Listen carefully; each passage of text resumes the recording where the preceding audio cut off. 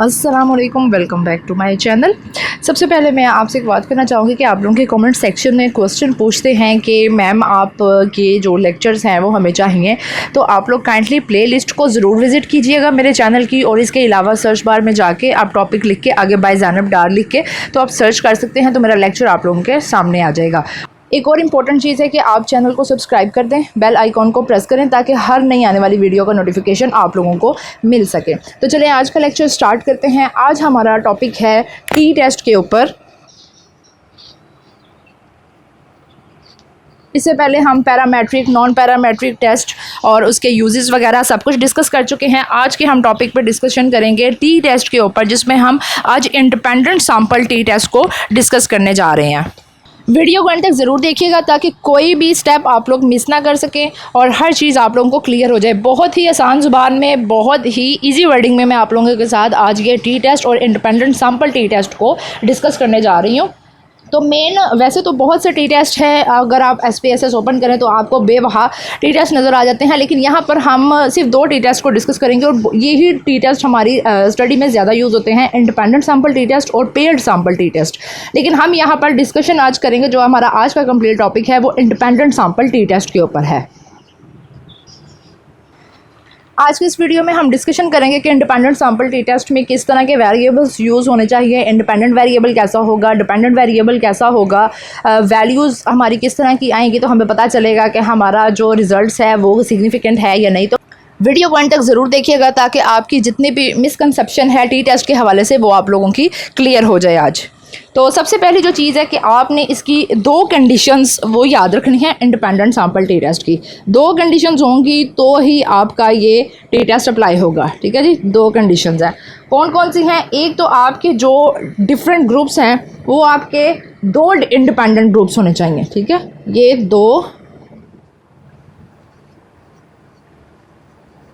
2 independent groups होने चाहिए आपके, ठीक है जी। और जो दूसरी कंडीशन है वो ये है कि आपका जो डिपेंडेंट वेरिएबल है ना वो कॉन्टिन्यूज़ होना चाहिए। जो डिपेंडेंट वेरिएबल है वो कॉन्टिन्यूज़ होना चाहिए, ठीक है जी। ये 2 चीज़ें आपने याद रखनी है कि हमने टी टेस्ट कब अप्लाई करना है कि एक तो आपके पास 2 डिफरेंट इंडिपेंडेंट ग्रुप्स होंगे और दूसरा जो आपका डिपेंडेंट वेरिएबल है वो आपका कॉन्टिन्यूस वेरिएबल होना चाहिए। अब इसमें मैं आप लोगों को एक एग्जांपल दे देती हूँ ताकि आप लोगों को समझ आ जाए इजीली कि कैसे हो सकता है जी। एग्जांपल है इसकी कि हम जेंडर का डिफरेंस देखना चाह रहे हैं सेल्फ एस्टीम स्कोर्स के हवाले से, ठीक है जी। हमारे पास 2 ग्रुप्स हैं, कौन कौन से? मेल एंड फीमेल, ठीक है। ये हमारे 2 इंडिपेंडेंट ग्रुप्स हो गए हैं, डिफरेंट ग्रुप हैं हमारे। मेल का अलग है जी, फीमेल का अलग है। कॉन्टिन्यूस वेरिएबल हमारा क्या बनेगा कि हमने सेल्फ एस्टीम स्कोर्स देखने हैं।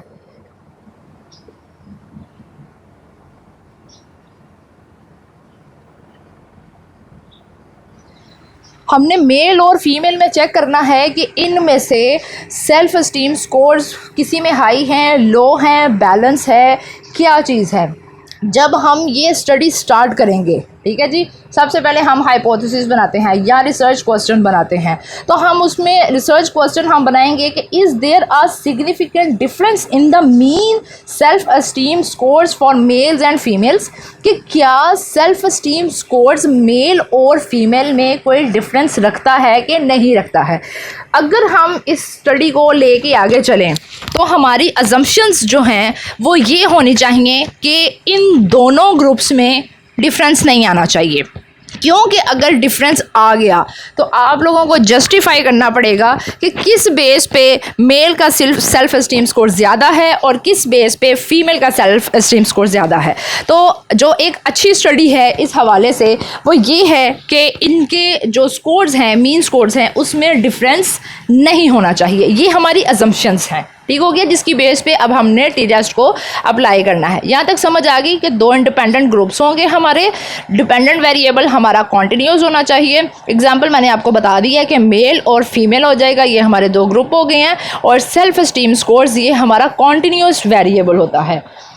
इनके ऊपर हम अप्लाई करेंगे इंडिपेंडेंट सैंपल टी टेस्ट को। अब मैंने आपको रिसर्च क्वेश्चन बता दिया, ठीक है, अब हमने टी टेस्ट अप्लाई करना है, तो मैंने आपको रिसर्च क्वेश्चन बता दिया है कि is there are significant difference. अच्छा जी, ये हमारा रिसर्च क्वेश्चन है जो स्टडी हम करने जा रहे हैं टी टेस्ट अप्लाई करने के लिए। Is there a significant difference in the mean self esteem scores for males and females.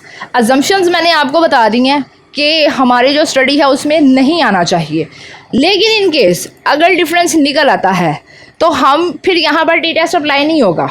ठीक है, फिर यहाँ पर नॉन पैरामेट्रिक टेस्ट अप्लाई होगा, और non parametric test independent sample T test की जगह पर कौन सा यूज़ होता है? Mann Whitney U test. उसके बारे में सारी मैं पैरामेट्रिक और नॉन पैरामेट्रिक में बता चुकी हुई हूँ।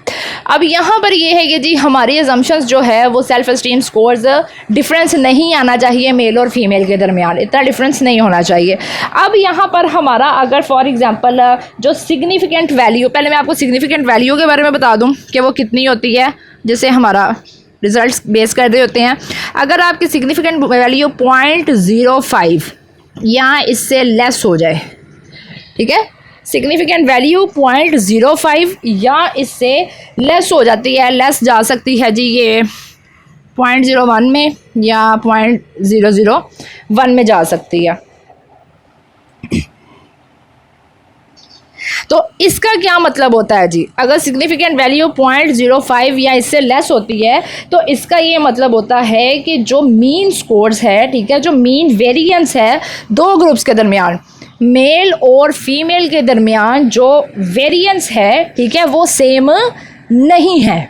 ये याद रखिएगा, 0.05 या इससे लेस का ये मतलब है कि जो दो ग्रुप्स हैं मेल और फीमेल, इनके दरमियान जो वेरिएंस है वो नहीं है, वो सेम नहीं है। ठीक है, वो सेम नहीं है, नॉट सेम।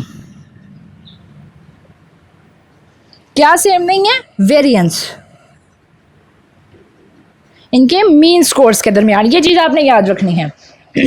अगर वो सेम नहीं आती, सिग्निफिकेंट वैल्यू हमारी 0.05 या इससे लेस हो जाती है, इस स्टडी में सिर्फ बात कर रही हूँ मैं, बाकी स्टडीज़ की बात नहीं कर रही, क्योंकि वो हर स्टडी की एक नेचर होती है। जहाँ पर आपकी वैल्यू 0.05 से लेस जाए तो ही आपके रिजल्ट्स एक्सेप्टेबल होते हैं। कई स्टडीज़ ऐसी होती हैं जिनमें आपकी 0.05 से हाई हो तो ही आपकी स्टडी एक्सेप्टेबल होती है। इस सिनेरियो में, इस रिसर्च क्वेश्चन में आपका जो रिज़ल्ट है वो 0.05 से अबव ही होना चाहिए।